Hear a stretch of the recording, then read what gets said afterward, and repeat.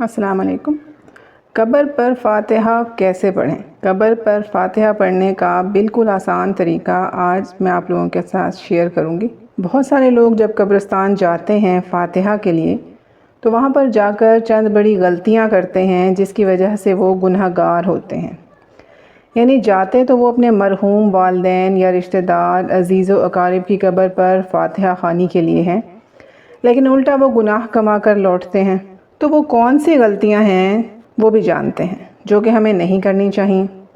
یہاں پر سب سے پہلے یہ جان لیں کہ جب آپ قبرستان فاتحہ کے لیے تشریف لے جائیں تو قبرستان میں داخل ہوتے ہی سب سے پہلے قبرستان والوں کو آپ نے سلام کرنا ہے۔ السلام علیکم یا اہل القبور۔ سلام کرنے کے بعد ایک چیز دیکھیے کہ جس قبر پر آپ فاتحہ کے لیے جانا چاہتے ہیں، جو آپ کے عزیز رشتہ دار عزیز و اقارب جس کی بھی ہے یا والدین کی قبر ہے جہاں پر آپ جانا چاہتے ہیں فاتحہ کے لیے، تو وہاں جانے کے لیے اگر کوئی راستہ موجود ہے تو پھر قبر پر جا کر فاتحہ پڑھیں، لیکن اگر کوئی راستہ موجود نہیں ہے تو دیگر قبروں کو پھلانگ کر یا ان کے اوپر سے چل کر وہاں جانا یہ جائز نہیں ہے۔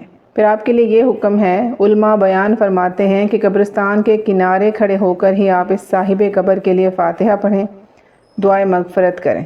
مطلب یہ کہ قبروں کو پھلانگ کر بہت سارے لوگ غلطی کرتے ہیں، جیسے محرم آ رہا ہے، لوگ اپنے مرحومین کی قبر تک پہنچتے ہیں، وہ یہ نہیں دیکھتے کہ ہم کس کی قبر تک پر چڑھ رہے ہیں، ایسا بالکل نہیں دیکھا جاتا۔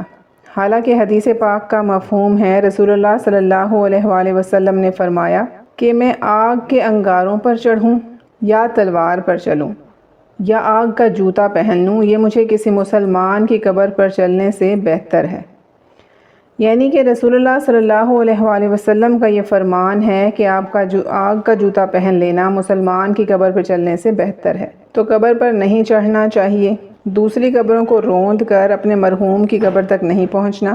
اگر راستہ ہے تو جائیں، اگر نہیں ہے تو قبرستان کے کنارے کھڑے ہو کر فاتحہ پڑھیں اور ان کے لیے دعائے مغفرت کریں۔ نمبر 3، اگر راستہ موجود ہے اس قبر پر جانے کے لیے تو وہاں پر جب آپ جائیں اپنے مرحوم کی قبر پر تو اس کی قبر کے پاؤں والی جانب سے جائیں، یعنی سر کی طرف سے نہیں جائیں، پاؤں کی طرف سے جائیں گے، کیونکہ حدیث پاک کا مفہوم ہے کہ اس سے صاحب قبر کو تکلیف پہنچتی ہے۔ تو پاؤں کی جانب سے جائیں گے اور کھڑے اس طرح ہونا ہے کہ ہمارا منہ جو ہے وہ قبر والے کی طرف ہو اور ہماری پشت جو ہماری پیٹھ ہے وہ قبلہ کی طرف ہونی چاہیے۔ تو وہاں کھڑے ہو کر ہم نے فاتحہ پڑھنی ہے۔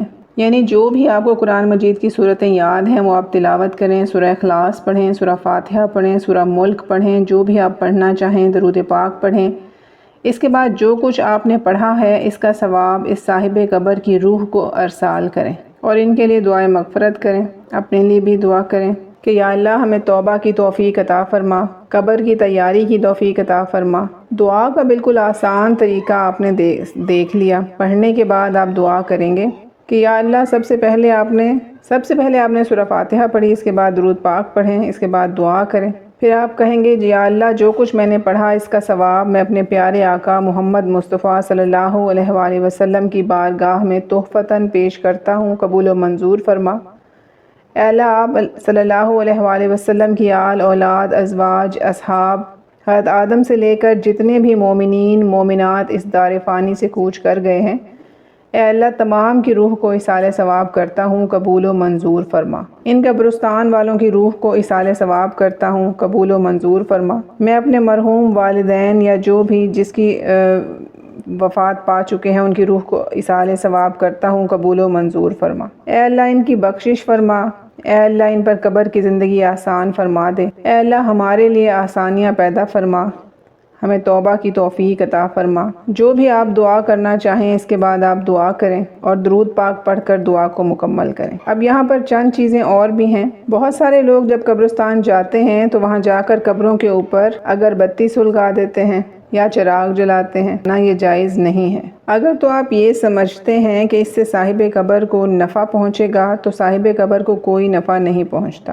اگربتی سلگانا یا چراغ جلانا اگر یہ مقصد ہے کہ قبرستان آنے والوں سے اس کو نفع پہنچے، خوشبو حاصل ہو یا چراغ سے روشنی حاصل ہو تو پھر جائز ہے۔ لیکن ایسے ہی آپ قبر پر جو ہے اگر اگربتی سلگا رہے ہیں، یہ تصور کر رہے ہیں کہ اس سے صاحب قبر کو کوئی فائدہ پہنچے گا یا نفع پہنچے گا، تو اس سے کوئی فائدہ نہیں پہنچے گا، یہ بالکل بھی جائز نہیں ہے۔ پھر بعض لوگ پانی چھڑکتے ہیں جب بھی جاتے ہیں قبرستان پر تو قبروں پر پانی چھڑکتے ہیں، تصور کرتے ہیں کہ اس سے صاحب قبر کو فائدہ پہنچے گا، سکون پہنچے گا، تو یہ بھی بالکل غلط تصور ہے۔ اس سے صاحب قبر کو کوئی نفع نہیں پہنچتا، بلکہ پانی کا ضیاع ہے، اور جو پانی کا ضیاع ہے یہ گناہ ایسا نہیں کرنا چاہیے۔